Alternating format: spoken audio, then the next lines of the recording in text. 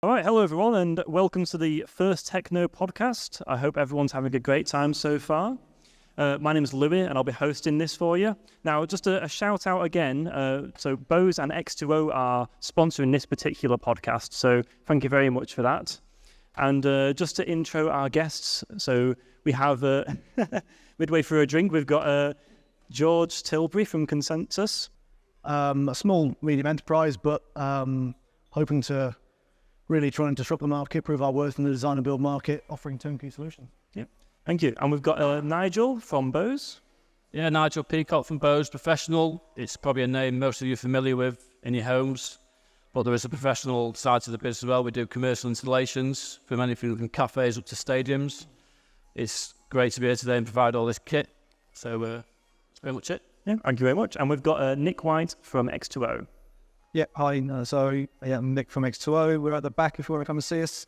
But we provide a virtual learning platform called Wondering. Thank you. So just to kick things off, so a bit of topical news at the minute. I'll start with Bose, actually. So Bose, if you didn't know, Bose Professional is splitting away from the consumer side and essentially becoming its own sort of company. So how do you think this will affect the business, and how do you feel this will improve things for your users, and what sort of opportunities do you feel this is going to present? Yeah, so Bose Professional has been sold from Bose Corporation. So Bose Corporation was consumer, aviation, automotive, and Bose Professional has been sold. We are essentially now a startup with 50 years experience. It's an amazing opportunity for us. We've gone from a 3,000 worldwide employees down to 220. It's already on day one opened up the channels for us. So R&D, marketing, sales, we had direct communication with people. A lot of the red tape and bureaucracy is gone from the organisation. It allows us to look at the next sort of 5 years and go, where do we want to be? We're not really tied into the Bose name anymore in the sense of we can partner with other companies and we can advertise that fact, and we can look at new product development and not just in speakers and amplifiers. We can look elsewhere. So that's the long-term plan. But that's essentially what it is. It's a great opportunity. The whole team are dead excited about it, and we've got a whole lease of freedom. It's brilliant. Nice. And on the topic of sort of change as well, there's been some big changes to the industry since COVID happened. Now, X2O, yourself, Nick White, with X2O, you've helped establish things like hybrid working and remote working. Is that something that you're still seeing as being something that people want to do at the minute? Is people more likely to work from home these days compared to in the past before COVID? Yeah, we've definitely seen an acceleration in business since COVID. And I would say that typically a lot of people would look at our product and kind of compare it to a Teams and Zoom, where they are based from home in that sense, but it's completely different. It's designed for training. So it's one of these, the question you say about are people work from home? I think it varies between organisations now. For say some want to get more people back into the office, and some other companies are happy to keep busy. So we kind of sit nicely where our product isn't for everyone, but it's definitely got its place in there at the moment and growing and becoming more popular. Thanks. And well, George, I mean, the business you're representing is essentially all about bringing people into the workspace, I'd say. What sort of changes have you seen over the past few years with the way workspaces are looking, and how that's changing compared to maybe in the past? Yeah, that's a good question. I suppose these two, especially X2O, definitely our enemy. We don't want people to work from home. We don't want people to go anywhere else. We want them to come into the office. So your tech down the back, we want in the office. We don't want people to... It works both ways. Yeah, I'm joking. But I think it's an interesting one. It's I think 2 years ago we kind of had the conversation about trying to get people enabling that working from home and that hybrid working. I think people are now wanting to show off about their space a bit more. So creating the brief will be, can we get a space that we can bring people in and our clients back into? That's cool. That's tech cool. That we can show off about. So we're in a position where the likes of Bose and the likes of the equipment down the back, it's a no-brainer. You want to bring your clients in and say, look what we're up to, rather than hey, look, we've enabled the hybrid work and we've enabled that working remotely. It's other tech options now that make it a great place to come and work in and be in and sell. You're ultimately selling yourself whether you're a fit-out company or tech, and or any other tenant or occupier. So it's just being at Our solution gets kind of called the wow room in that sense as well, and it's great for the host or the trainer to actually go to the space as well. Yeah, and they need to build that space for them to obviously make it worthwhile for them to actually go to your place. And they don't want to go to this wow room, but then the rest of the office not be up to that level as well. So it goes hand in hand. Yeah. So it's all very situational as well, because in a classroom setting, remote classroom work is very popular. I mean, I know when I first did apprenticeships, it was in classroom, but that was pre-COVID. Since COVID, almost all the apprenticeships we've done at AVM have all been remote work, and that seems to be the way people want to keep it going. It's less cost to the business, and people get to stay at home. Yeah. Well, it also helps with things like sustainability, I suppose. People aren't having to travel into work. It's less cars on the road. I mean, is that something you're promoting, I suppose, with X2O? It's providing that flexibility for the learners to learn where and how they want to learn. Everyone's different. Everyone learns in different ways and stuff as well. And typically for me, in my school days many years ago, I'd go into the classroom, the first thing I'd do is find the back seat. Yeah. Whereas obviously the ones that want and are keen to learn will generally sit at the front. With our platform, as you see today, that everyone goes into a virtual classroom in cheeses itself in a front seat, because you see everyone all the time. Mm-hmm. So we're seeing, like I say, people are happy to have that kind of blended feel to their, to the learning environment, or whether they go to the university or to the office 2 days a week and the other 3 days they're remote. We're still allowing that flexibility to happen. And back to yourself, George. Would you say there's any sort of new and unique requests you're getting from your customers now compared to what you wouldn't have received a few years ago? I think it's playing on that point, isn't it? It's everybody's got their reception space, their welcome space, their meeting rooms, the function, and then they've got the engine room where everyone's doing the work. They also then want that collaboration space. So rather than just, can we get 5 or 6 meeting rooms, 5, 10 person, 8 person, whatever it is, it's can we get a collab room that enables almost the amphitheatre style interaction with those people that are out and about, those people that are working from home. A tech piece like that where you've got everybody in front of you, fantastic. Bring in the audio side of things and you've got a decent sound system, decent quality sound throughout that space. You're almost creating that submersive room, aren't you, where you're in there, you're focusing, you're not worse off being at home, you're better off being in the office because it's better quality, better tech, but it's an add-on to that meeting room requirement. Is that submersive space, I suppose, collaboration space. At AVM, we pride ourselves on being able to get in there with the fit-out contractors and companies early on in the process to make the solutions right for what the end users need.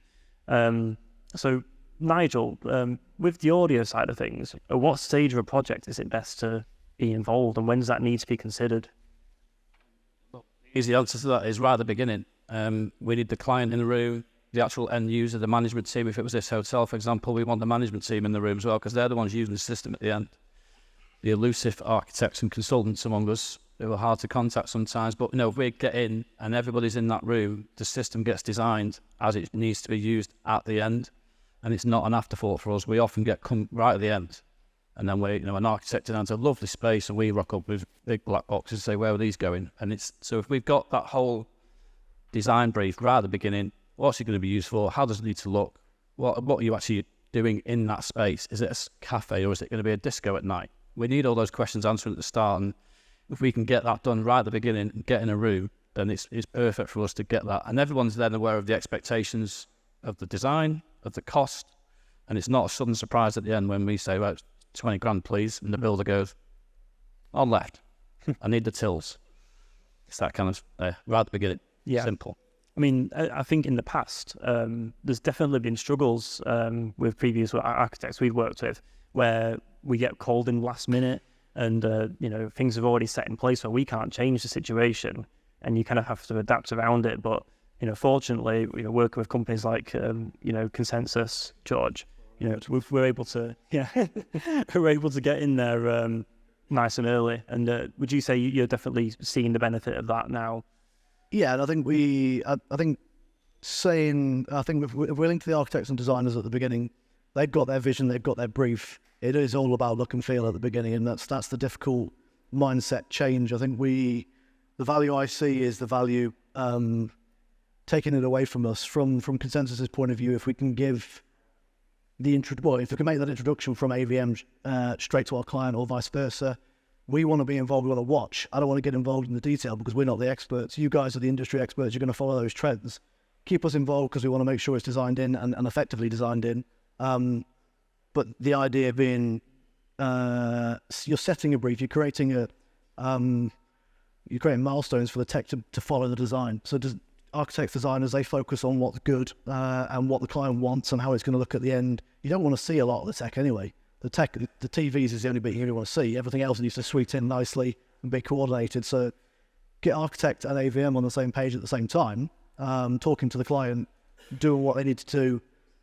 From our point, it's fantastic. If we don't have an architect involved and we are the designer build fit out contractor, then no brainer. I'm going to get you guys involved to push the tech. Tech is fundamentally how you're going to use the space at the end, and that's only the problems we're going to hear as a contractor.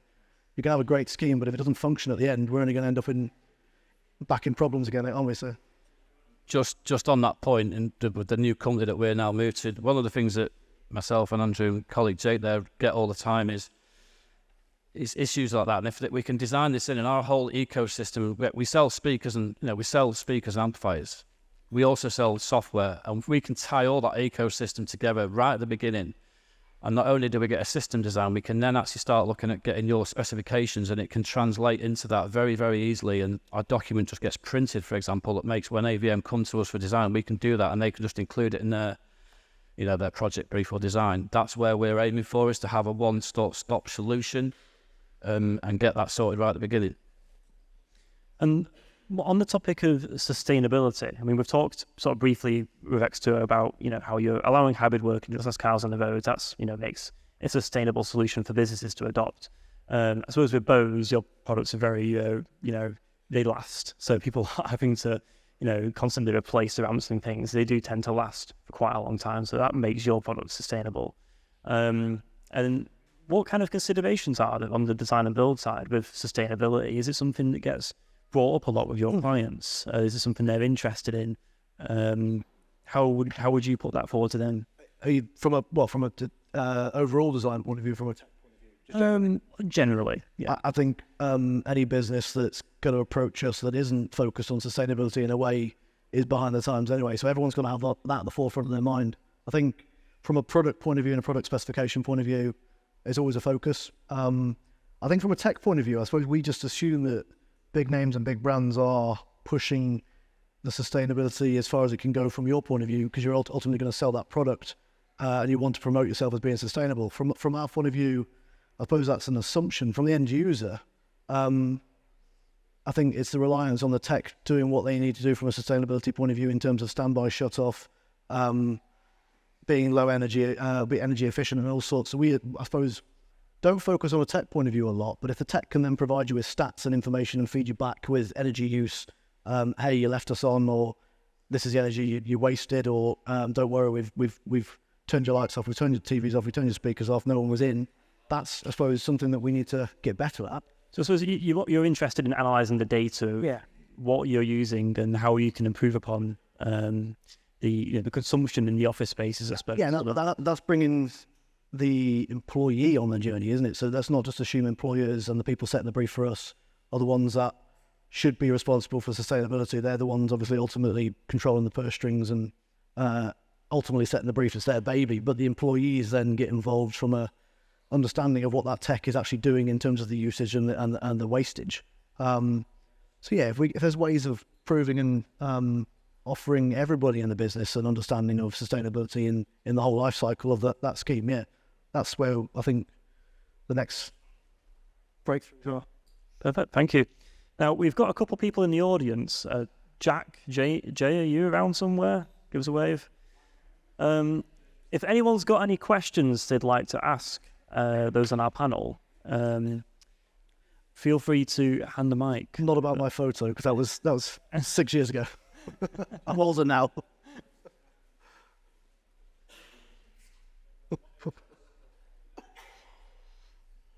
Just observe.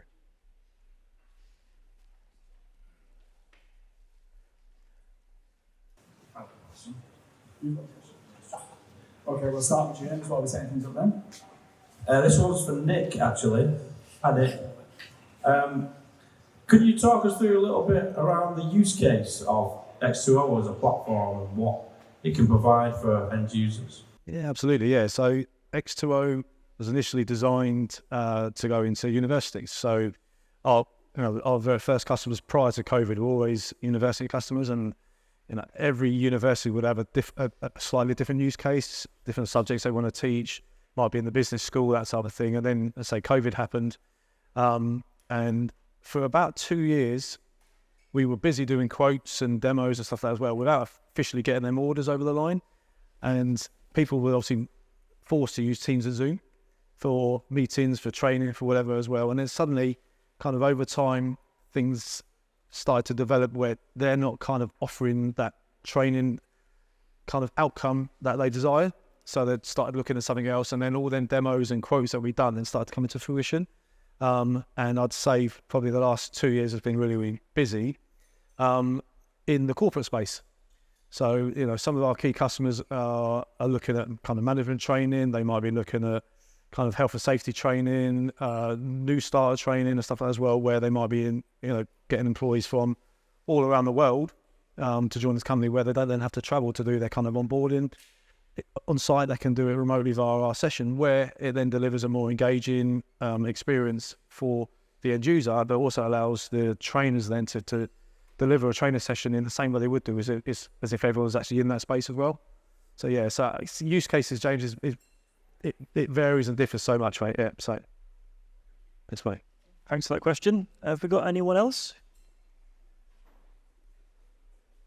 Hi there. Just a quick question. When do you think the tech will catch up with conversations? Whenever you're using any of these platforms, only one person gets to speak at a time. When you have a conversation, you're debating something, you're designing something, I'm talking about the design point of view, the whole powerful process of the conversation is when people interrupt each other and argue with each other and raise their voice. And that whole sort of process is actually really fundamentally important to a real conversation. Tech platforms stop doing that. Only one person can speak at a time, and I think that's not right. So how do you change that, guys? Does that come down to how the human brain interprets that, doesn't it? That'd be a good test of it, wouldn't it? It's an interesting point of view, and again, playing on that, Athel, I think to our own office, we're trying to understand how we're going to start using tech to collaborate for drawing review, if you like. So we're looking at AVM have designed a solution for us where we're hopefully having a ceiling-mounted camera. We can get A1 plans on a table, and we can annotate, scribble, pull a drawing apart. Great if you're all in that room. If you've got 3 or 4 consultants and designers remote, I'd like AVM to tell me how we're going to get them to be able to talk all at the same time. Well, sometimes there's not always a tech solution for everything. You just got to have a little bit of patience and wait for your turn. But I think as a society, it will probably grow to be more, adaptable to technology. I mean, young people, maybe younger than myself as well, probably would have a better understanding of what the tech cues are on calls for when someone should speak. I think there's a social aspect to it. If you're 50 plus and you've not been as engaged with technology as someone who's been brought up with it, you might not know the certain cues and social cues when using the technology. It's very different for someone who's grown up with it, and they know when it's their turn to speak. So I think it's partly a social thing that we're just going to have to adapt to as a society. I mean, I don't think you can really get over everyone talking at once. It's more knowing when you can talk, and if anything, it's going to help people understand, social cues more, because you're going to have to learn when's your turn to speak on the call. So, just starting to that, obviously, Athel brought up a really good point, which is about how can you just talk naturally in that environment like we are here. I mean, we know that there's systems out there, Shure, Sennheiser, that develop microphones that allow you to focus on listening people. So, 7 or 8 people at one time, rather than what Athel said is one person speaks, then the next person speaks. So how do we then put value on that? Because, I mean, just to finish, we have one customer in the centre of London, Cisco House. They spend tens of thousands of pounds just on microphones. You then try and do that to or represent the same solution to another customer elsewhere. They don't see the value in it. So, well, I think what's probably going to help things is a solution like X2O incorporates lots of cameras. You've got loads of video feeds all coming through at once. And we have a raised hand feature though, Chris, so they've got to put the hand up to talk, and we can see that as well. So yeah, that two people talking at the same time again doesn't really work if you've got a lot of different audio coming from all over the room as well. So yeah, so again, we've got to stick the hand up, and then it's down to the trainers then to decide who's. I mean, anything's possible with technology. You never know really where it's going to go, but what's possible is, if you've got sophisticated enough microphones and cameras all in a solution together, we might have a solution where you can have people, go on. Not AI. I was solved the problem. Well, sadly, I've not got the companion app on. One thing I said I don't want to be asked about today is AI, because I've got no idea. I'll also ask my smartwatch and see what it thinks. But yeah, any other questions? Or should I dodge that one?